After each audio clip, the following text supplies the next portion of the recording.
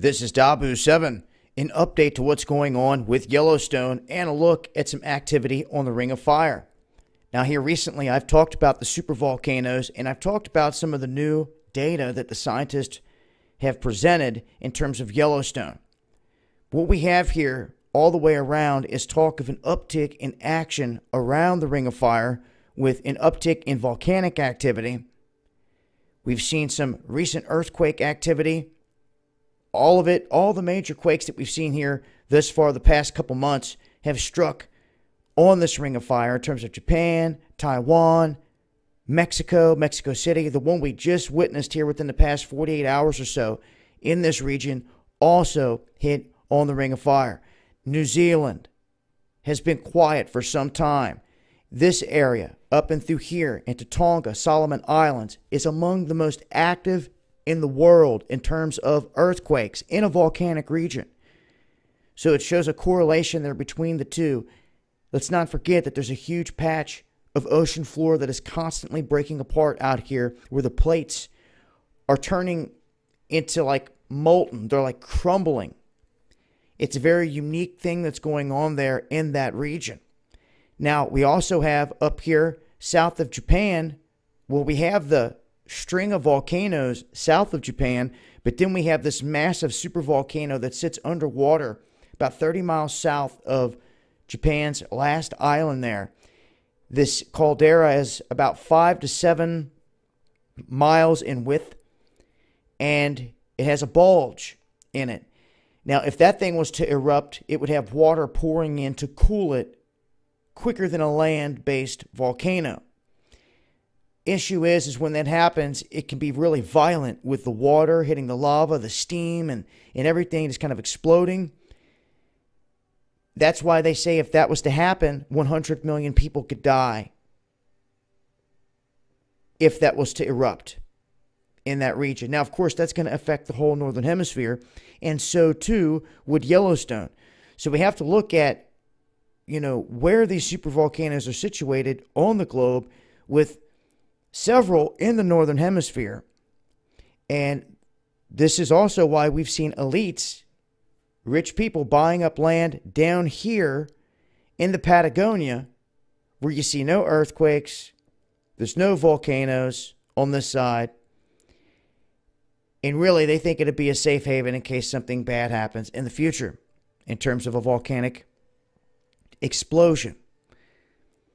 Now, if we take a look at what's going on with Yellowstone specifically, they have talked about how they just stuck these little sensors down around it, and there's definitely a bulge happening.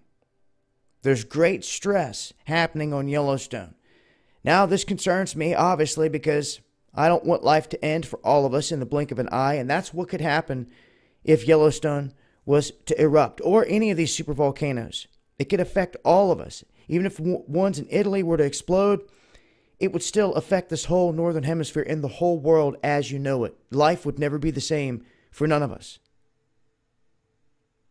Even if you did have the money and you escaped down to the Patagonia, life would never be the same.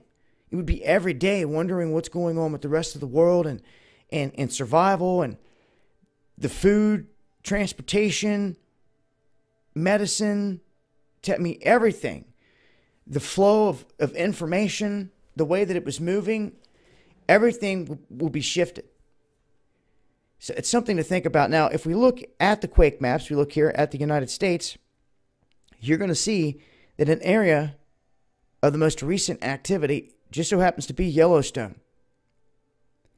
This is western Yellowstone, where we're seeing a pretty good swarm ongoing here. I'll switch over to satellite here.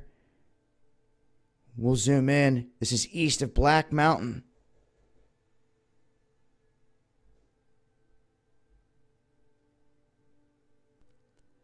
And you can also see here West Yellowstone Airport and everything else. The whole main thing is situated right here. So we have this ongoing swarm